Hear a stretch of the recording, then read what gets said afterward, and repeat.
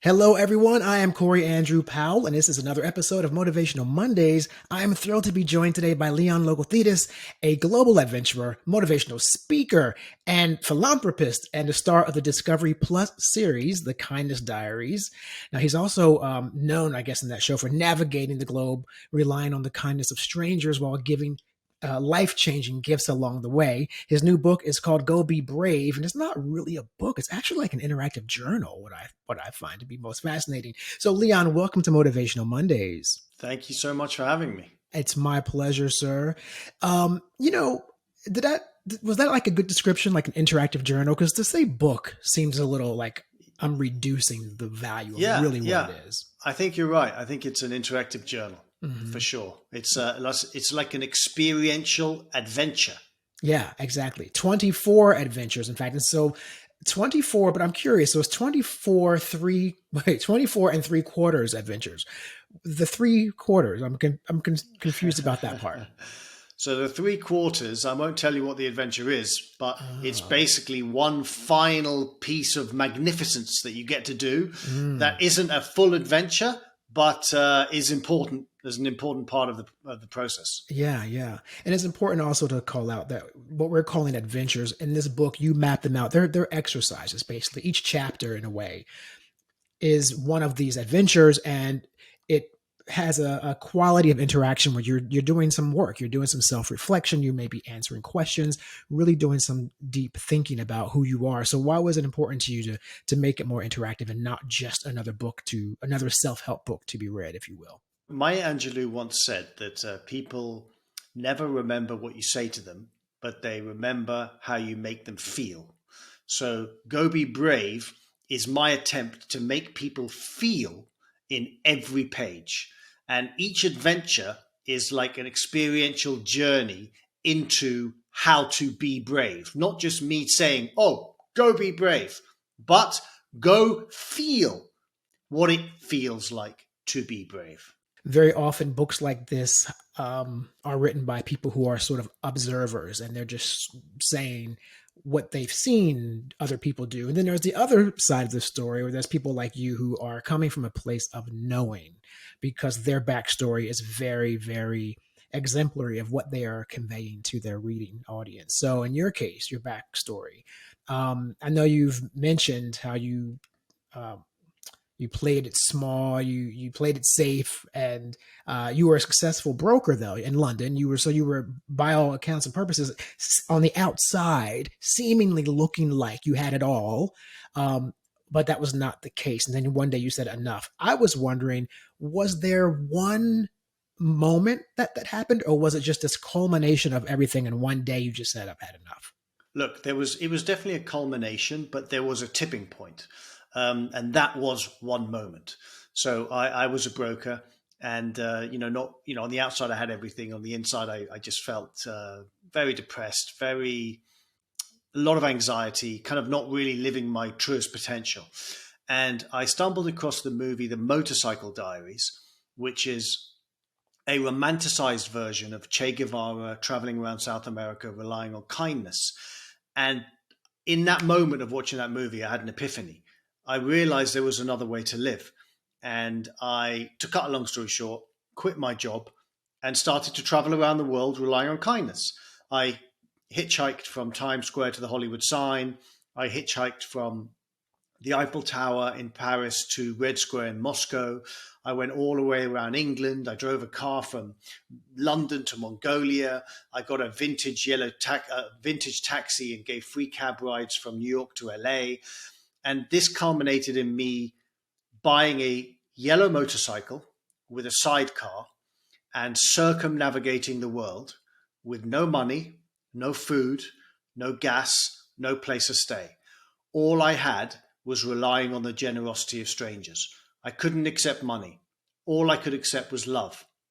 And unsuspecting Good Samaritans received a life changing gift.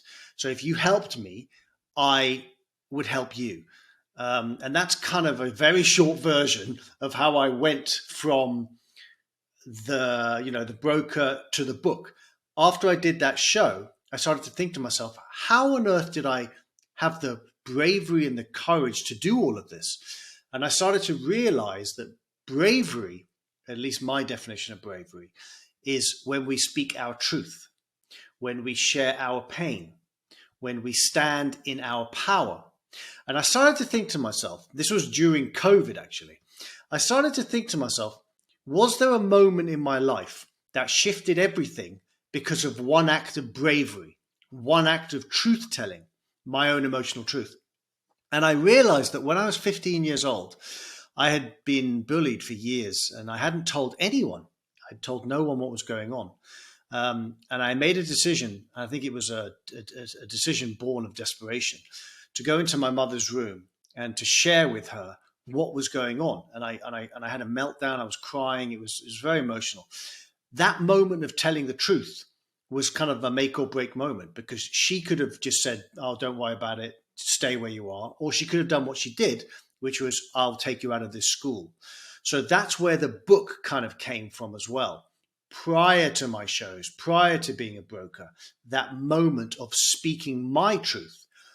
And the purpose of the book, journal, is to inspire you to speak your truth. Yeah, wow, that's amazing. So many people suffer in silence across the spectrum of all kinds of traumas, unresolved traumas, ancestral traumas, so many things we bring forward and never have a chance to release that. And it is completely cathartic. Um, but I think, to your point, bravery is a factor. And you make a distinction between bravery and courage, though. Right. I, Which I think there's a blurred line there for most people, but what is the distinction you draw there? Because in a way, it takes courage to be brave, which seems like an oxymoron. that's true. So my distinction, and again, this is just my definition and the definition that guides the book. Bravery is speaking our truth, whether that's our emotional truth, whether that's a truth that we want to leave a relationship or we want to change our job. It's a truth, speaking our truth. Courage is taking action. If you want to leave a relationship, you speak your truth by being brave, and then you take action and actually leave the relationship, right? So that's the difference. Speaking your truth is bravery. Taking action is courage.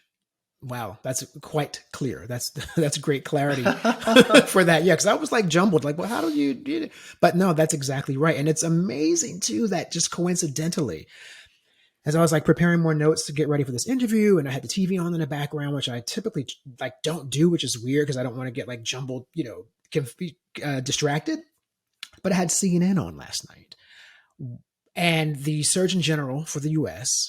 Was on, and he happened to be talking about this sort of like epidemic of loneliness and isolation that's just overcoming the country right now. And it may be a byproduct of COVID, because that's where we really hit this unknown territory with this.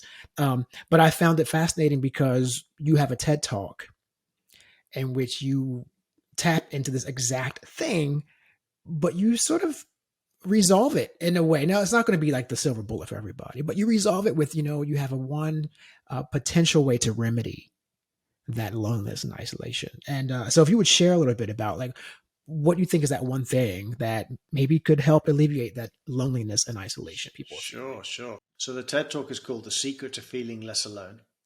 And the secret to me, which is no longer a secret because I'm telling everyone, is to be kind, to share your heart with others, to make people feel like they have value, to live with kindness flowing through you. Because for me, the definition of kindness is to help someone feel less alone. And kindness is a win-win. If I'm kind to you, you are going to win, but so am I. And we like winning, right? So the best way to win is to be kind. And that doesn't mean that we allow people to walk all over us. Absolutely not. We do not ever allow people to walk all over us. But there comes a point where you have to kind of put that into place where you back yourself up. But generally, kindness is helping someone feel less alone. Yes, and you talk about you expand on that in the TED Talk, because you say it becomes the catalyst for interaction and potentially new relationships or new opportunities, because you're sort of like you're summoning something positive by having an interaction with someone that was kind and compassionate. So in return, there may be something that blossoms from that. Very difficult in the world we're in right now. So I read a lot of the stuff you're writing and things you talk about, and I love them, and they're like eternally full of optimism about humanity, I think, and I want to believe it. How do you address that we're in the most divisive time I've ever experienced in my lifetime, whether it be politically or social? How do you maintain that optimism that humanity is still good? I think humanity has always been good, but humanity has always also been not good, right? Clearly, bad things happen. And my teachings on kindness never go so far as to say that, oh, all you have to do is be kind and everyone's going to love you and you're going to love everyone and everything will work itself out. No, that doesn't work. It's clear. Just turn on the news. Doesn't work that way. But we as individuals can commit to how we show up. And if we commit to showing up with love, and we commit to showing up with kindness, and we commit to showing up with kind of goodness flowing through us, more often than not, that is reciprocated. Not all the time. I sometimes tell the story of Muhammad Ali because people say to me, oh, Leon, you're so Pollyannish. And they say to me, if I'm kind, people will squash me, right? If I'm kind, they'll take advantage of me. And I'm like, okay. And I put up a slide of Muhammad Ali smiling. And I say, Muhammad Ali, a man of love, a man of service, a kind man. And then I say, how many of you would mess with Muhammad Ali with a picture of Muhammad Ali standing over Sonny Liston, right? After having knocked him out, right? My point is that there is a line that people should not cross. And if they cross that line, they get the Muhammad Ali that knocks you out. But as long as you don't cross that line, we can live the way that we live. Do you see what I'm saying? So do not let people walk all over you, but doesn't mean you allow people to drag you into their darkness. Right. And metaphorically using that too, it's like the same as, well, we can have debate. We can have disagreements. We can have civil discourse. We can have those disagreements about life. However, once you XYZ, and I feel like now I'm threatened or physically threatened, or like there's a line that's been crossed, and then that's a whole other thing. But on the day to day, we should thrive to allow those differences. Yes, absolutely. And Right. surround ourselves with as much positivity as possible, you know, whilst knowing, because again, this is not Pollyannish. The book is not Pollyannish. My shows are not Pollyannish. Bad things happen. Bad things happen. And to understand the good things that happen, you have to also understand the bad things. Mm-hmm. Yeah. No, and your show is not always Pollyannish, because I was like crying, like I was like, damn him, I was like, ah. The one I really like it was amazing. Well, there's so many. You were in Denver, and there was a father you met. He had his son. He was just getting to Denver, and his housing had fallen through. He had nowhere to go, and you just stopped and you just talked to him about like, hey, bro, like what's going on with you? Like, what's happening? And it was amazing to me in that moment to realize how often we don't do that to people. We just stop someone in that moment and say, hey, what's going on with you? Just a stranger. And that moment was amazing. But tell me, I mean, you have so many of those moments, but for you, I mean, I'm sure you recall the one I'm referencing. Um, how do you just decide when you're going to approach people like that? Is that just like randomly you get a vibe, or you just say, that person looks interesting? Like what drives you to approach people in those It's contexts? intuitive, really, and I don't always get it right. There are some people that aren't particularly happy when I reach out to them, and that's fine. Mm. But it's intuitive. Sometimes you're having a conversation with someone and you know that it's coming from up here. And Mm. there are other times where you're having a conversation that you're in your heart, and you can feel them and they can feel you, and you don't really need to like come from up here, because Right. it's working from a Mm. lower place being actually a higher place, right? But Right. Right. it's working from that More lower place, depth. that Right. exactly depth. Hmm. um, and I go there, and again, often I get it right, but sometimes I get it wrong. Yeah. But it's Yeah. that place of depth. That's a beautiful word. That's exactly what it is. Hmm. Like that place of depth. Hmm.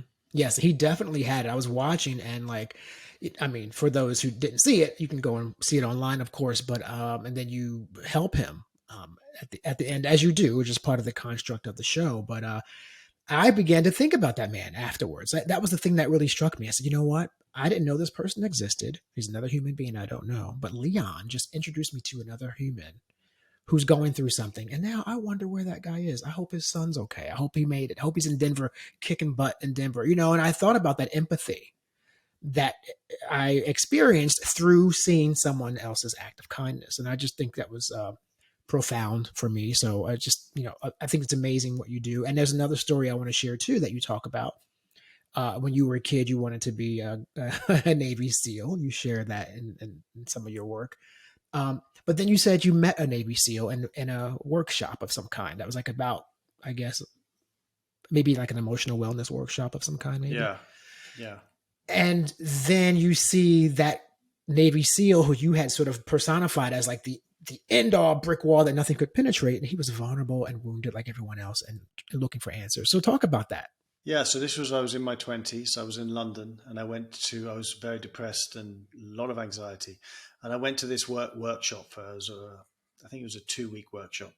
And I saw this guy at the beginning, and he was like really scary looking guy, right? And I really had no idea who he was. And then at the end of the workshop, he turns around and he says, you know what?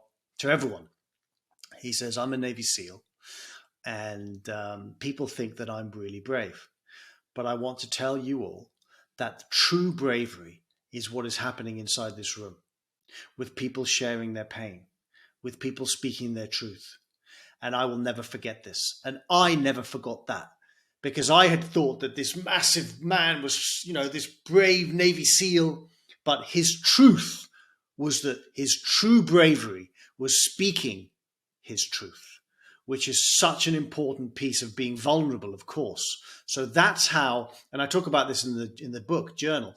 That's how one of the other ways that I got to this point of writing the book was I remembered back to him. I remembered how his words had such a great effect on me, and it coming from him, like this super brave guy. True bravery is just speaking our truth. And I was like, wow. And I remember I was in COVID and clearly didn't have much to do in COVID. And I thought about that. And I thought about what happened to me as a kid at 15 years old. And that's where the seeds of the book Go Be Brave came from the 15-year-old kid and from the Navy SEAL.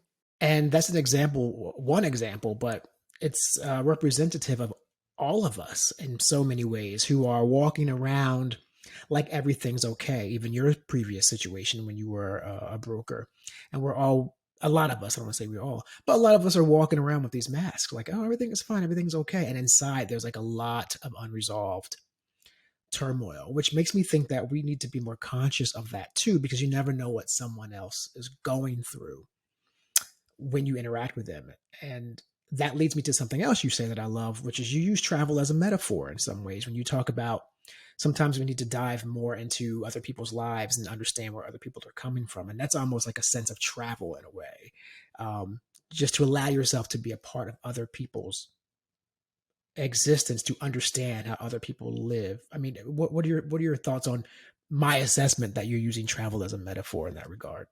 Look, for me, travel is a school of life. I have learnt so much by traveling the world. When I was at school, I hope none of my previous teachers are listening to this, but I pretty much didn't listen to anything. But, like if you want to learn about poverty, go to a slum in India instead of reading a book. If you want to read about love, go to a slum in India and meet the people instead of reading a book. So it's experiential.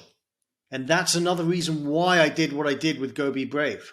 I wanted you, the reader, whether you're 12 or 112, to have an experiential moment with each chapter where you get to feel.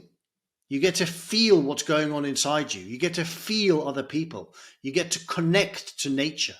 You get to remind yourself that you are human. Oh, what's he talking about? I know I'm human. Really? Do you have that experience of your humanity every day? I'm sure that most of us don't. Go out in nature, sit by a lake for 1 hour, and you will remind yourself what it feels like to actually be human, as opposed to sitting in front of the computer for 1 hour watching YouTube videos. Yeah, you talk about the social media thing and sort of like navigating through life just based on how many likes you can get or how many followers and how empty that is. Recently, a guest said the same thing to me. She was like, how many hours are you not me, but she meant in general, are we wasting trying to gain the approval of someone on the other end of a computer, someone who will never meet, they'll never, they don't benefit your life in any way. Meanwhile, you're like 3 hours in trying to impress them with your posts and and it makes me think about that. How much time are we wasting not trying to make actual connections? You also talk about anger, however, though, as something to repurpose.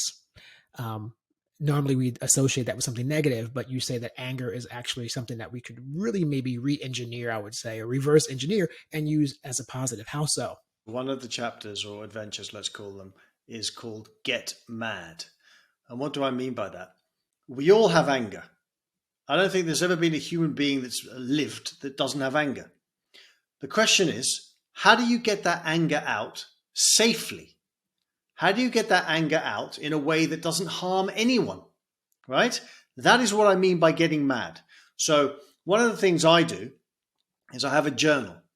And when I'm angry, I go into my journal and I just let it all out.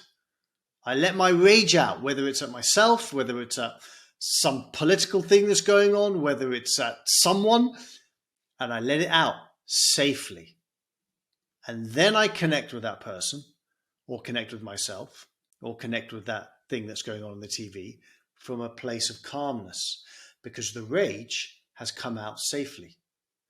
Sometimes I go into the shower and I feel rage and I feel anger and I just scream in the shower. No one suffers. No one gets affected. Nothing bad happens, yet the rage has come out safely. That's what I mean by get mad. Think about some of the worst things that have happened that we turn our news on and we see happening every day. Imagine if the people that perpetrated that had let their anger out safely. Those things would not have happened. Let it out safely, and no one gets hurt. Yeah, there's a whole correlation there between a lot of people, legislators who try to save kids in the inner city when they're young before they get into maybe negative activities, gang activities, being able to channel their anger towards other things. The New York City, like 1980s graffiti culture kind of street art comes from that. Like, inner city kids sort of rechanneling anger and energy. So it's a proven thing, obviously. And I think it should be maybe something that is implemented more with young people, especially. And you brought up teaching. You said you didn't listen to them much, so you hope they weren't listening. But you do often, well, not often, but you have spoken about one teacher in particular. And I want to bring this up because I want to just include the importance of teachers at a time when, they seemingly are having a difficult time in public school system in America, especially. But you had this one teacher that noticed and took interest in, are you okay? And that made a difference too in how you move forward. I mean, speak a little bit about what it meant for that teacher to actually check on you and make sure you were okay. Basically, she witnessed me. What do I mean by that? I was being bullied, and it was highly unpleasant, and I was clearly not in a good place. Many people didn't even see that, but she did. And she would look at me in the eyes every day and she would say, I believe in you. And I didn't really realize what she was doing, but she was infusing me with hope and she was being kind. And I never forgot that. And those words shifted my life. They changed my life. They made me who I am today. I know that sounds melodramatic, but it's also the truth. Because I once read a book by Alice Miller called The Drama of a Gifted Child. And in it, she says that we need a witness. We need a witness to our pain. We need a witness to our joy. We need a witness to our sadness. We need a witness to our hope. And if we don't have that witness as a child and as an adult, we can easily walk to the dark side. I was lucky because I had that witness, and that was her. Yeah, that's fascinating. And, it's so funny, again, the coincidence of things that I'm noticing as I prepare for this interview. Just yesterday, I was reading an article and someone had a photo of a young Black student. He was walking away, full cap and gown. And the caption said that he has no family, little support, but had been going to college, paying for it himself for the past 4 years. And he went, no one cheered as they called his name. He took the bus to get there. Um, but he did it. And he did it without any of those things that we take for granted, like someone paying attention or a teacher who might care or a family. And so I just, that's so poignant because I thought, my gosh, if I didn't have the cheering section to keep me going, where would I be? If I didn't have the encouragement, where would we be? So it must be extremely difficult for people to thrive who don't have that. We don't really Yeah, think about it. it definitely is. And I hope that that fellow who um, got his degree, now people see him after that article. Yeah, and I'm trying to find them because I want to have them on my show. So I'll let Definitely. Good I'll let luck. you know how that works out. Yeah. Yeah, please do. So I will. So the other thing too, I want to talk to you about because I'm kind of I feel like I'm a little torn between a couple of things here. So one is part of your story is like take a lot of less focus off the material things. I'm going to go around the world and do my more soul searching. So what is the balance between like wanting nice things and achieving material financial wellness and success and then not getting caught up in like chasing the material wealth to the point where it's not productive, and now maybe you're in the situation where you were when you were a broker and not happy, making a good living probably, but you were unhappy. But it's almost like, should we feel guilty about wanting No, things and absolutely, money? absolutely, yeah, absolutely not.